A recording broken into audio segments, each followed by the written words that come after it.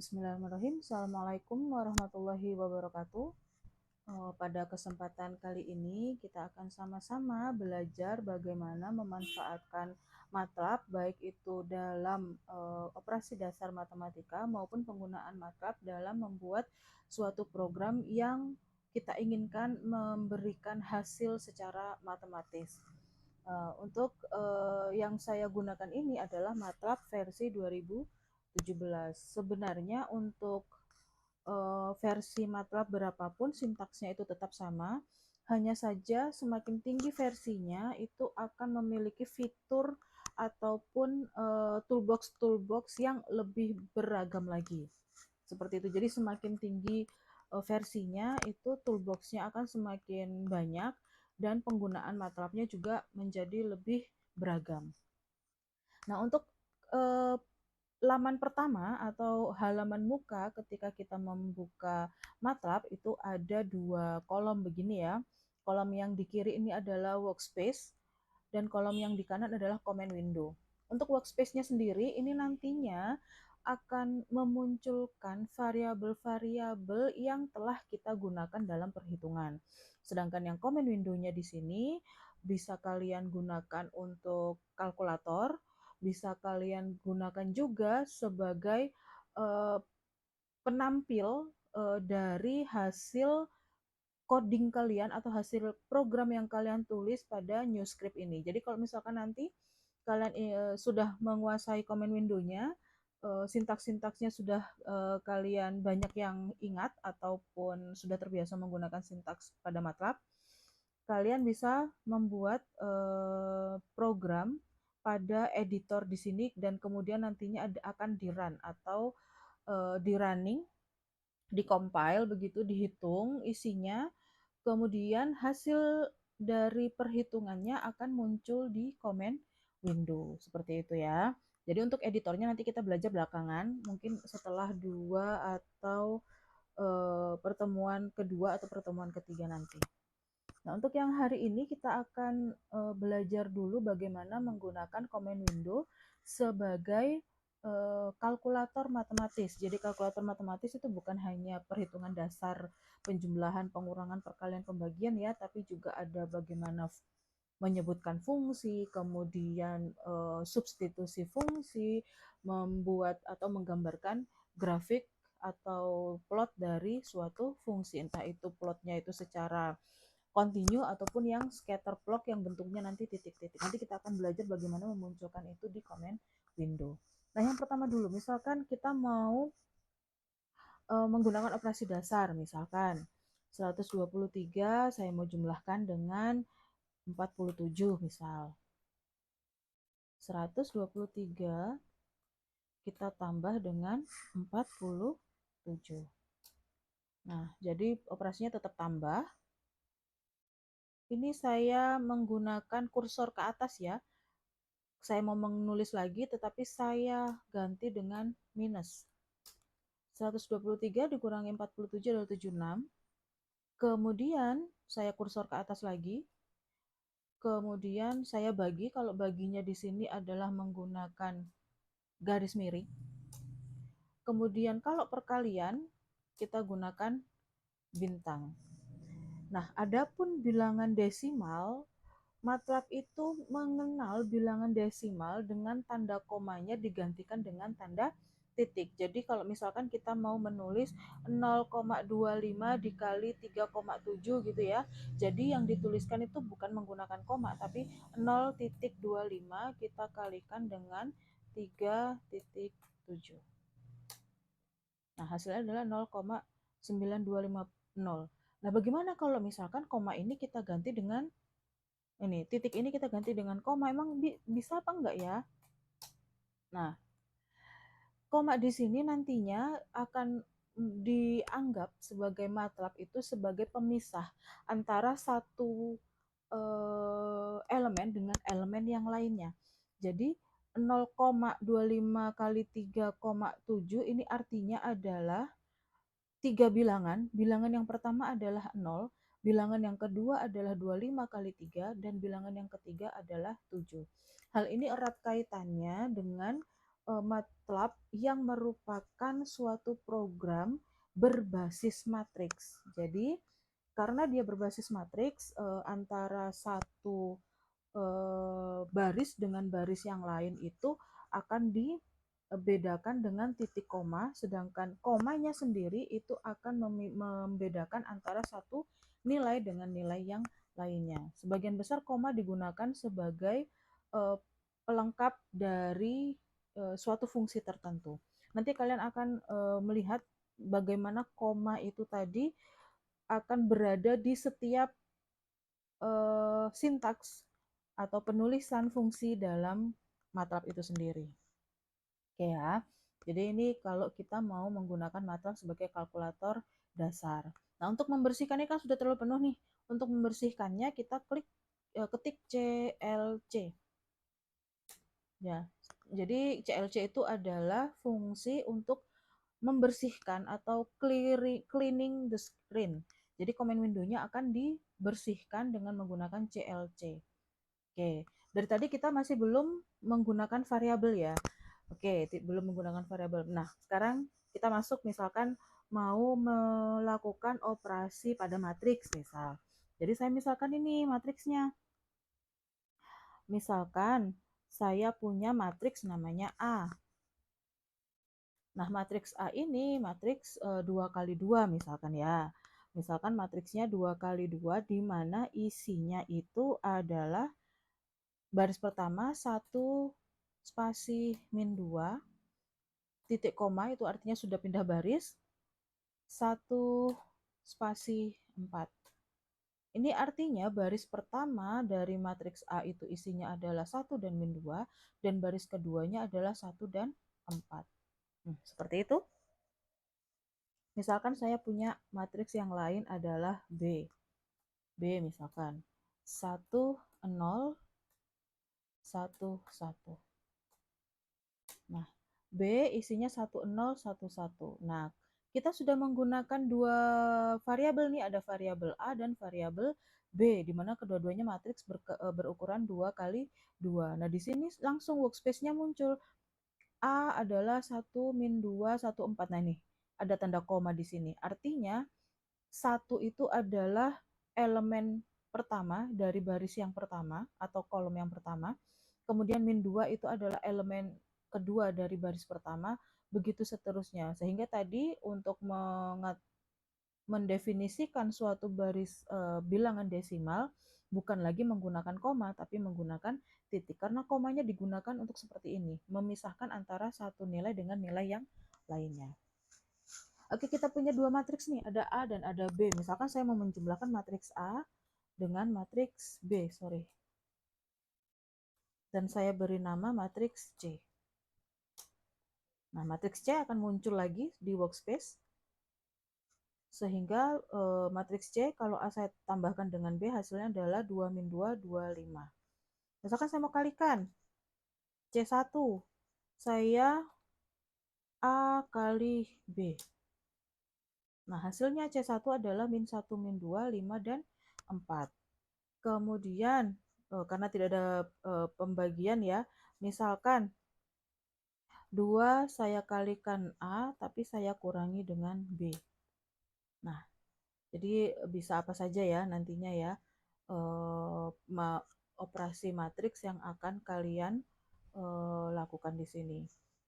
Oke, kita CLC lagi. Tapi meskipun CLC yang dibersihkan hanya tampilannya saja atau hanya comment window-nya saja. Istilahnya kalau dalam suatu papan tulis itu sudah dihapus, tetapi memorinya masih disimpan di workspace.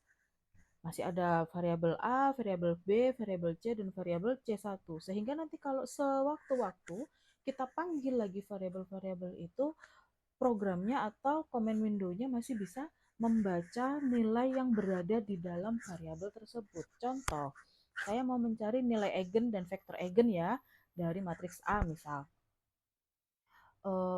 Nilai eigen dan vektor eigen berarti kan ada dua ya, ada dua parameter. Misalkan vektor eigennya itu saya kasih nama V, nilai eigennya saya kasih nama N, eig ini sintaksnya sama dengan eig dari matriks, misalkan saya kasih matriks A. Nah, muncul di sini nilai eigennya adalah 2 dan 3. Untuk nilai eigen yang 2, didapatkan vektor eigen yang seperti ini. Untuk nilai eigen yang 3 diperoleh vektor eigen ini sepertinya akar 2 ya. Akar 2 dan minus akar 2. Gitu. Nah, jadi meskipun kita sudah clear screen, tetapi pengambilan atau pemanggilan dari variabel A tetap bisa dilakukan karena variabel A tadi sudah tersimpan secara otomatis dalam workspace. Misal lagi kita mau mencari, ini saya kursor ke atas ke bawah lagi ya, kursor ke atas, saya kasih nama V1 dan N1, saya mau menghitung nilai eigen dan vektor eigen dari matriks B. Nah, nilai eigennya 1, 1, tapi vektor eigennya ada 0, 1 dan 0, min 1 untuk yang matriks B. Nah, misalkan saya tidak berkenan lagi menggunakan variabel-variabel ini gitu ya. Saya mau menghapus workspace atau ingatan tentang variabel yang sudah saya isi dari tadi misalkan. Maka tinggal kita gunakan clear all baru enter. Workspace-nya sudah hilang semua, tetapi tampilannya belum hilang. Saya juga mau menghilangkan tampilannya nih, supaya komen Windows saya menjadi bersih kembali. Jadi, kembali kita ketikkan CLC, baru enter. Kedua-duanya sudah bersih, seperti tampilan awal tadi. Oke. Oke, selanjutnya proses atau materi berikutnya adalah bagaimana mencari fungsi dan mensubstitusikan suatu nilai pada fungsi.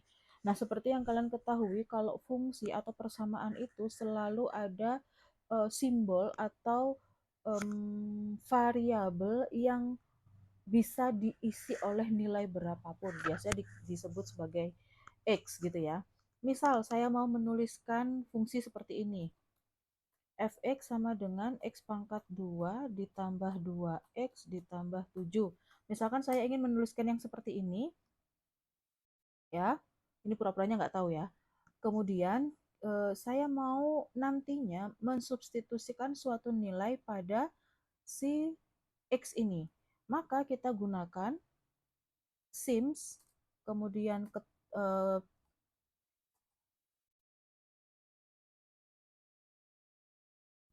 sorry. Nah, sims atau simbol X itu artinya apa? X itu dianggap atau dibaca oleh komen Windows sebagai simbol. Jadi X itu dia tidak hitung si X ini, tetapi hanya dituliskan saja sebagai suatu variabel X. Jadi misalkan saya di sini X-nya adalah simbol, masih busy, oke.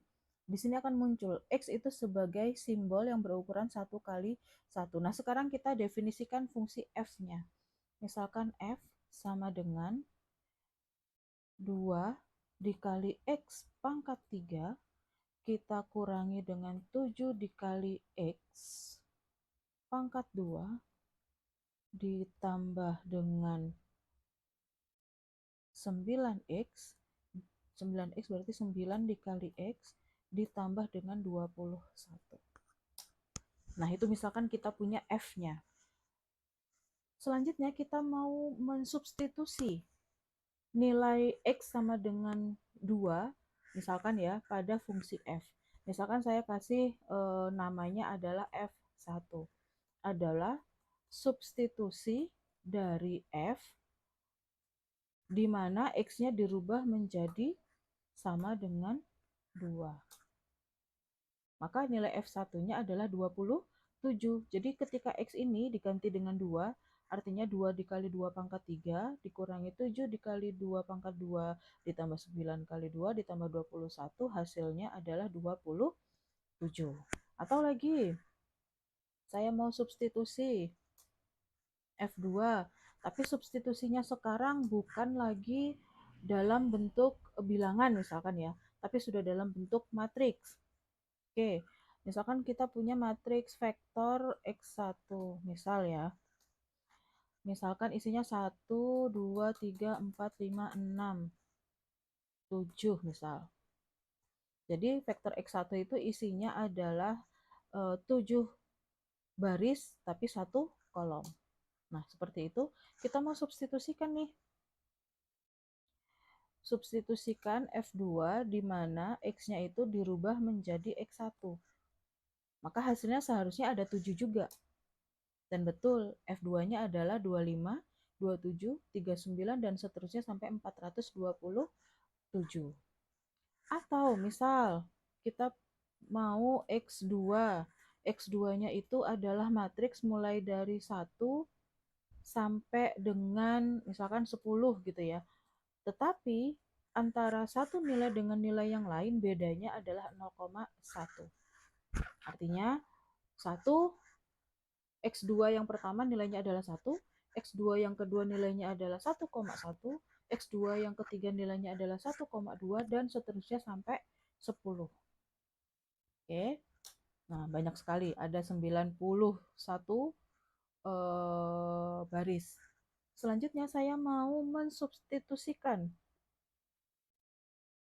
F3 ini hasil dari substitusi X2 pada F. Pasti hasilnya juga kolom 85 baris 91 ya. Nah, di sini kita coba cari berapa size dari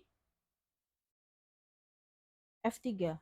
Apakah juga ada sejumlah dengan X2? Size dari F3 1 kali 91 ya, betul ya. Sekarang kita cari size dari X2. Pasti 1 kali 91 juga. Jadi kedua-duanya bisa digunakan.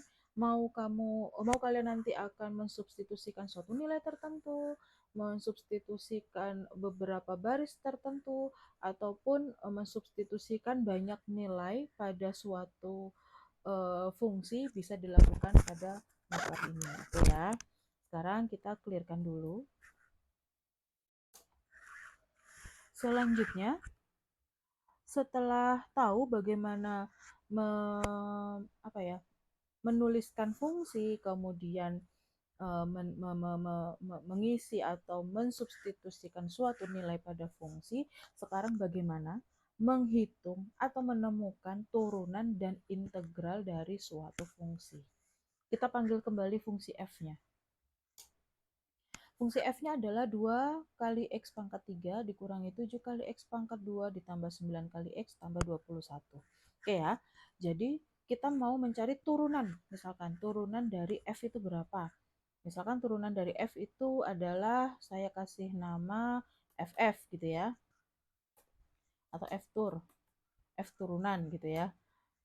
Dia fungsinya atau sintaksnya adalah diferensial atau DIFF. DIFF dari fungsi f itu sendiri. Berapakah? Jadi turunan dari fungsi f ini adalah 6 dikali x kuadrat dikurangi 14x ditambah 9. Atau kita mau ganti fungsinya, misalkan G adalah sinus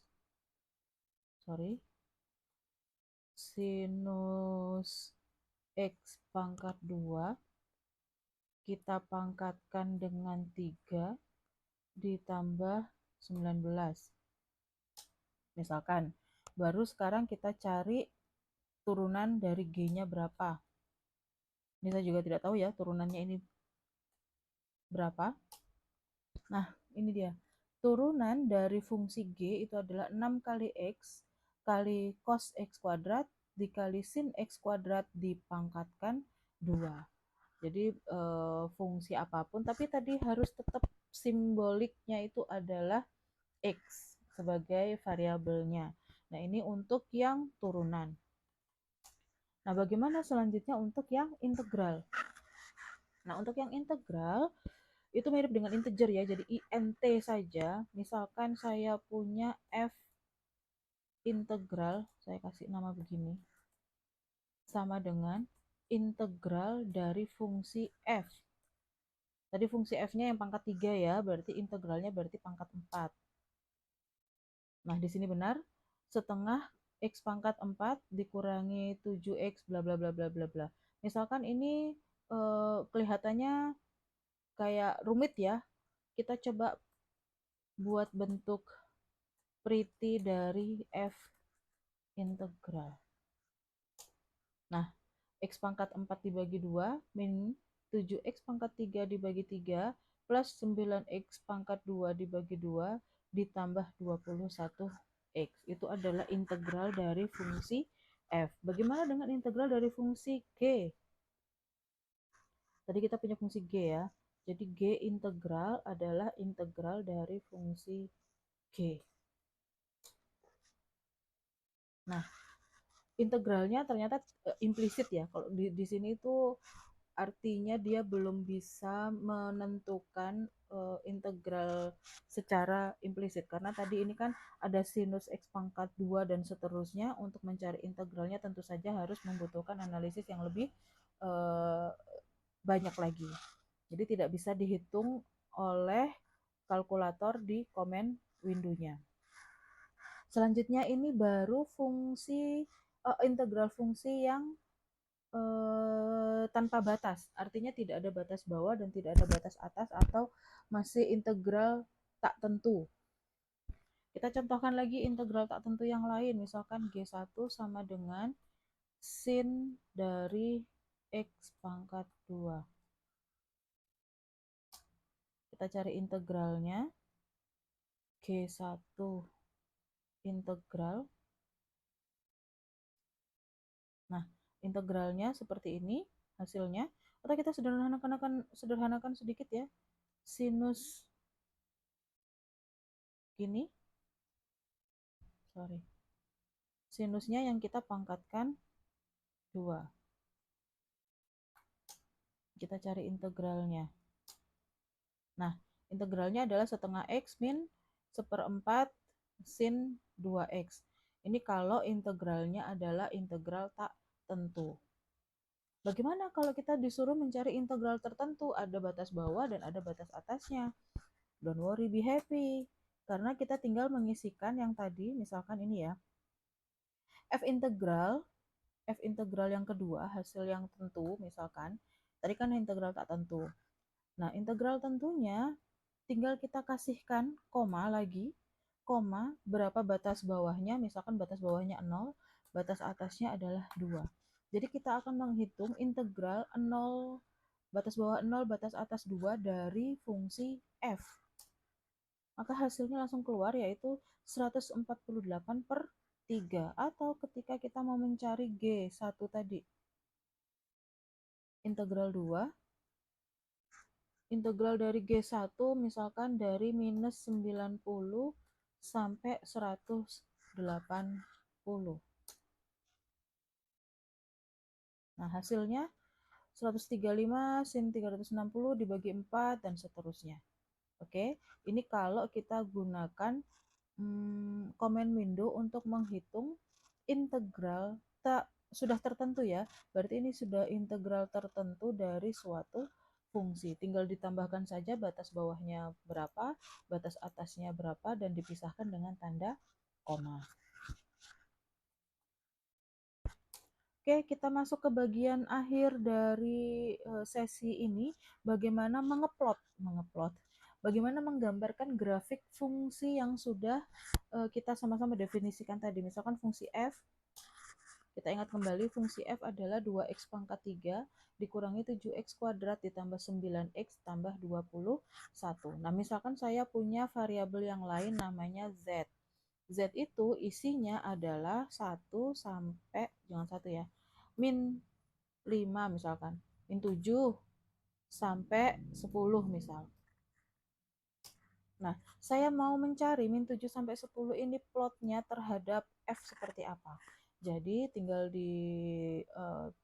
dihitung dulu.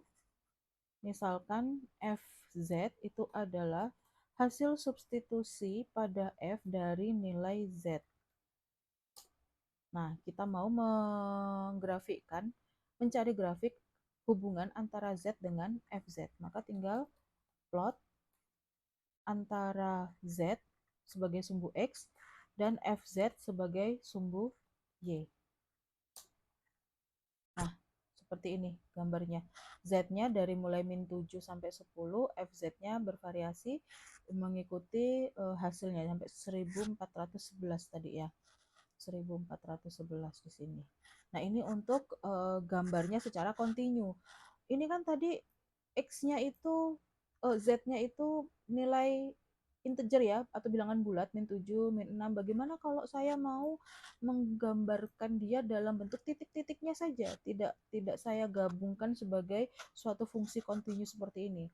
Bisa saja ya, ketik lagi plot Z dan FZ, tapi kali ini kita tambahkan, misalkan mau menggantikan titik-titik itu dengan simbol apa. Misalkan saya mau gantikan dia dengan simbol pagar.